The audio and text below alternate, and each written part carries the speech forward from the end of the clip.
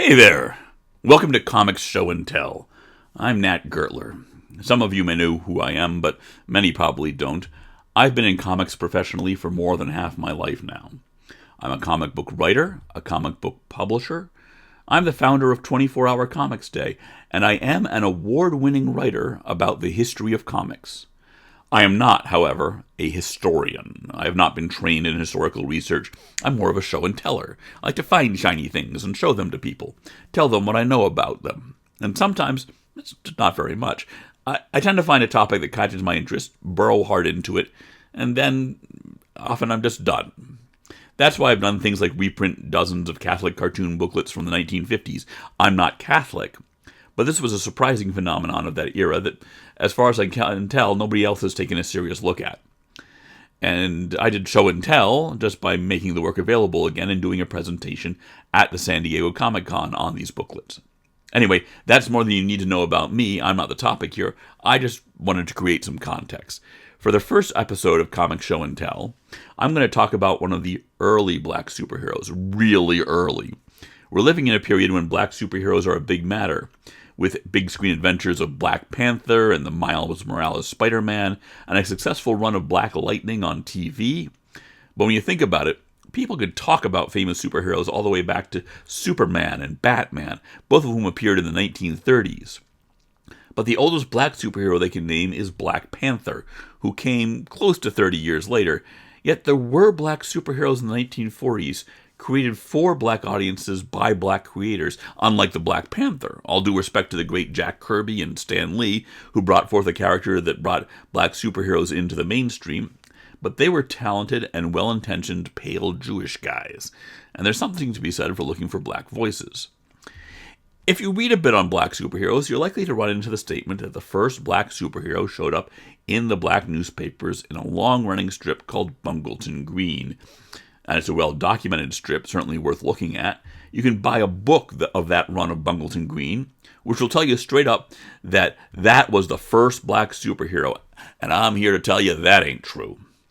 While the Bungleton Green strip started in 1920, it didn't have any superhero content until January of 1945. When I was researching in the black newspapers, I came across a couple of older superheroes that no one, or almost no one, had been talking about. On this first episode of Comic Show and Tell, and I hope it's just the first episode, if it goes well, I'll do more, I'm going to talk about one of these heroes, a character named Sergeant Joe, who I came across a couple of years ago. Now, if you've heard of Sergeant Joe at all, it's probably because I and someone I told posted about him on social media less than a year ago. And that went viral. As far as I've been able to find, there had been no mention of the character anywhere for over 75 years before I came across him.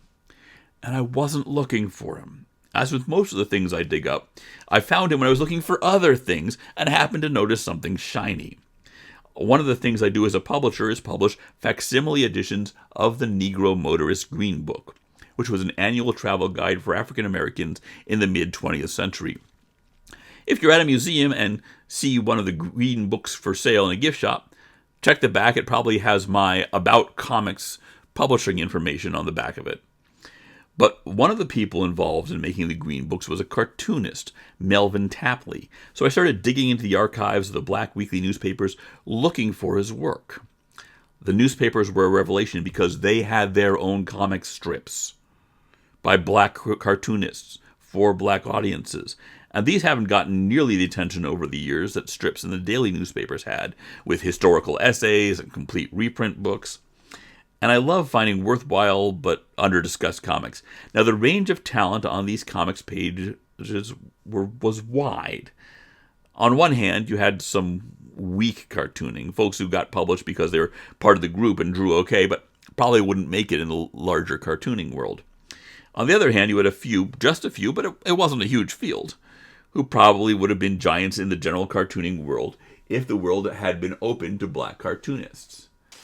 The work I found by Melvin Tapley, well, it falls more toward the weaker end. Tapley could be a good artist, as he shows in some of his Green Book work and editorial cartoons, but his weekly strip Breezy was sort of a middle-of-the-road youth strip of the day. Outside of its black characters, it wouldn't have generally been of particular interest. Still, I put out a book reprinting it, for historical interest, if nothing else. But I also found the work of Ollie Harrington, who was amazing, and I can't claim this as my discovery. There's been a previous book about him. There are museum exhibitions about him. But with his widow's permission, I put out a couple of books of his gorgeous work. But it was while I was digging around through this stuff that I found these early superheroes, including Sergeant Joe. Sergeant Joe caught my eye immediately, not just because of its superhero-ness, but because of its format. Most of the strips in the black papers were what we considered daily strip format, with a single tier of maybe 4 panels. However, the black newspapers were weeklies. People could buy a mainstream daily paper that was mostly aimed at a larger white audience, then once a week get the Chicago Defender or the Pittsburgh Courier or whatever the local black paper was for news that was specifically of black interest or from a black perspective. That served a lot of people well, but for adventure strips, we were getting just 4 panels of continuity per week. Sergeant Joe, on the other hand, used more like a Sunday strip format with 2 tiers of panels. The strip was signed Middleton, which turns out to be Owen Middleton, an interesting person in his own right. Owen was a comic book artist at a time when there were very few black folks in the comic book industry, which makes it sound like I'm saying that was a very specific time, really, for much of the history of comic books. There were few black folks in the American industry. Anyway, if you want to learn more about Middleton, I recommend Ken Quattro's book, Invisible Men, the Trailblazing Black Artists of Comic Books, published by IDW. Having stumbled across the strip, I had to find out more. Now, Sergeant Joe, importantly, came out during World War II, and it was very much a World War II strip. For those of you in the back seats, the war was America and its allies versus the Nazis and their allies. Spoiler warning, America won, and the Nazis were appropriately beaten down. Anyway, here's the first week's strip. Sergeant Joe, Fighting Champion of Democracy, by Middleton. At a vital defense plant, a watchman cries out, Don't! Oh, ugh! And bang! Harry, what happened? My God, he's shot! Help, somebody, quick! In a file room, a code book disappears. And outside, a motor roars to life. Then, with the speed of an avenging fury, Sergeant Joe, champion of real democracy, flashes in pursuit, and a mad chase into the hideaway of our enemy's killers is underway. Yeah, that sentence could use some proofreading. Hello, folks. I'm here to do my bit in the battle against oppression, wherever I find it. I'll fight with everything I have, so let's go! Packed with chills, thrills, and action, follow America's sepia hero as he wages unrelenting war on oppression and injustice. So we've got a hero. From that last panel, it's not clear if he's running or flying, but with that costume, it's a genuine superhero. As it turns out, he's more Batman than a Superman, a hero with carefully honed abilities rather than superpowers. But with that costume and a superhero-y name, he qualifies as a superhero. The reader at that time would have understood that Sergeant Joe was supposed to be Boxer Joe Louis, who was a sergeant in the U.S. Army at the time.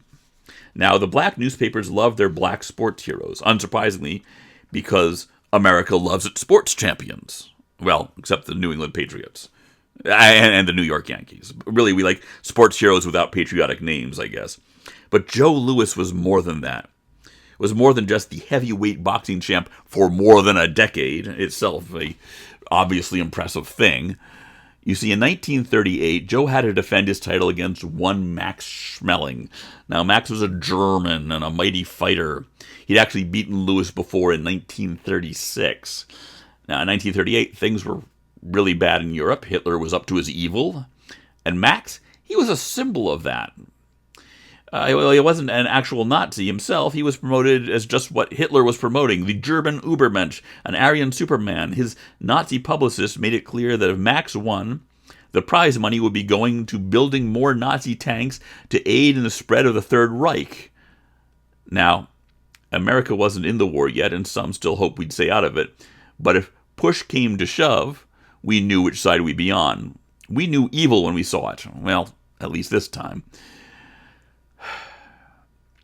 And so, this 1938 fight had America doing something which the country as a whole had never done before.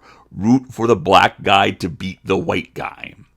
And the good news is that the black guy did exactly that. Lewis absolutely hammered the German, who threw in the towel less than 3 minutes into the fight. Like Jesse Owens before him, a black American had given Nazi propaganda a real beatdown. And then Pearl Harbor happened, and America, like it or not, was dragged into the war. Less than a month after the Japanese attacked, and while still heavyweight champ, Lewis volunteered for the Army. The military chose to use him for publicity rather than for combat, and the press in general, and the black press in particular, fell all over themselves covering whatever Sergeant Joe Lewis did. But anyway, back to our comic strip. When we last saw Sergeant Joe, he was chasing after whoever had killed a guard and stolen secret codes from a war plant. On to the second strip. As Sergeant Joe reaches the street, a motorcycle followed by a car roars away. "All right, you fascists. You have signed your death warrant this time." But the champ races to a car standing at the curb. "Well, somebody's going to miss his car because this is where I borrow one." At 80 miles an hour, they speed away through the night. "Calling all cars! Calling all cars!" "I wonder what that driver is up to. Acts as though he was drunk. I'll try to pass him." But there was a sudden scream of brakes, a swerve, and Joe swings his wheel over hard. Too late. His car skids, and with a wild lurch leaps upward, up and outward. Then drops with the speed of a bullet from the cliff. Has our hero been killed? His body lying mangled and torn beneath the twisted steel of his car? Don't miss the next installment of Sergeant Joe. Now, as I said, I posted these two strips on social media less than a year ago, letting people know that I'd found both of them in consecutive February 1945 issues of the Indianapolis Recorder. And those were the only two strips I'd found. I not only couldn't find any further strips, I couldn't even find the same strips in other papers. Some of the strips for black newspapers were exclusive to a single paper, but many got syndicated to other papers across the nation. Another interested party, who was also promoting it on social media, the one who's a better researcher than I am, dug in and found Sergeant Joe in other papers, but just the same two strips. That's all there were. And as superhero careers go, he steals a car, drives off the road, dies. That's pretty bad. When I found that and some of the other superhero material that I will talk about next video, I wrote it up for an article for Hogan's Alley's magazine, a roughly annual magazine on the comic book arts that I've been contributing to for, 30 years now. But that article was written 2 years ago. The issue of that magazine that was to appear in has been delayed for various reasons. And then earlier this week, for reasons I can't even remember, I opened up my file with the first strip again. And something struck me that I never paid much attention to before. Copyright 1944. Now, maybe he just wrote the date on it when he drew it, and it wasn't published until the next year. He may not have even really filed for copyright, which was needed back then to actually have a copyright. So I decided to check the copyright records. Now, the U.S. Copyright Office would publish books of all the copyrights that had been filed, new books every 6 months or every year, and I checked the right book, and there it was. He'd actually registered his copyright in 1944. But then I decided to take the next step, one I don't usually take when researching old material.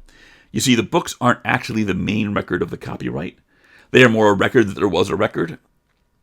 At the time, a more important reference record was actually the card catalog kept at the Library of Congress in D.C. Each filed copyright would generate index cards in this card catalog. So I looked up the one for what Owen Middleton had filed for, and there it was, right on the card. Middleton had submitted the strip as a printed work, and the card said not just what newspaper it was from, but the date and even the page. I rushed to find an archive of the People's Voice. I mean, there were several papers, of that name over the years. But this was specifically the New York one. I found it in an online archive source I'd never used before, found the issue, found the page, and there it was. The first strip, published months before the first superhero material in Bungleton Green. Then I checked the same paper from 2 weeks later, and there was a third strip. Sergeant Joe had leapt out of the car. Meanwhile, these bad guys were doing evil things, convincing white people that they would lose their job when the war was over because the Negroes had agreed to undercut them on wages. That stoked racial tensions in the workplace. And then I found a fourth strip, and a fifth strip, and so on, week after week. The series continued into July of 1945, missing only 2 weeks along the way. And while battling those trying to sow discontent among Americans, Sergeant Joe fights a giant Nazi snake. He encounters those trying to make it look like black Navy officers are sellout traitors. His battles take to the ocean and to the air. In April of 1945, the first announcement appears for a new Sergeant Joe club, Youth for America, offering a membership card and a Sergeant Joe button as soon as they were ready. I can't find any proof that they were ever actually issued, but some things elude me. That same month, the first extended Sergeant Joe storyline ended, but a second one, this one involving not only a planned meeting of powerful people in San Francisco, but also such adventure standbys as an assassin, amnesia, and plastic surgery. This storyline began just shortly before Hitler shot himself to death, but the plastic surgery was for the most notorious man in Europe, so that he and his fellow plotters could continue their efforts from South America, which is pretty much the basic unit of a genre of the Nazis secretly continued fiction. And I don't know enough about history of such fiction to say whether this was something fresh and new, or whether it was already an old trope. On July 19... Sorry, my cat distracted me for a second. Anyway, the bad guys are continuing to stoke hate in America, inspiring wars between Latino and Negro gangs, and stage an attack on the offices of the Negro Weekly World, because surely that will drive the papers to stop opposing fascism. On July 14th, 1945, the final Sergeant Joe strip appeared, ending with Joe preaching tolerance and unity. It was more than a month after VE Day, the day that we declared victory in the war in Europe, and exactly a month before the U.S. announcement of VJ Day, victory in Japan. I don't know why the strip ended. Perhaps it was just that with the war clearly winding up, Sergeant Joe wasn't needed anymore. And he went away without even getting some of the usual trappings of the superhero. Never got an official alter ego, or a kid sidekick, or even a basic supporting cast. No Commissioner Gordon or Alfred for him. I haven't done video work in a long time, so I'm not sure how this all works, but if there's just a subscribe button below this video, hit that thing so you'll be able to see the next one, which is about an even earlier black superhero that you probably never heard about, and this one's a trip. Meanwhile, if you do want to learn more about the strips in black weekly newspapers of the 20th century, you could do worse than by getting some books on them. As I've said before, I published 2 books collecting Ollie Harrington's Dark Laughter panel. Bootsy's War Years is the more historic one, as it shows Harrington's main recurring character, the ne'er-do-well Bootsy, at first dodging the World War II draft, then getting caught in it, going through basic training, serving overseas, then returning to his homeland, where the black man is still not properly respected. Bootsy's Big 50s, which covers several years worth of panels from the 1950s, isn't nearly so thematic. But the reproduction is much better. I had a better source to go off for this one. And I've also got that book of Melvin Tapley's strip Breezy. He used the oh-so-obscure nom de plume Tap Melvin for this one. And not published by me, but still worth looking at, is the big book of Bungleton Green strips, from when the series was in the creative hands of the mighty Jay Jackson. Anyway, if you like this video, hit the like button, hit the subscribe button, share the video with a friend, and go read some comics!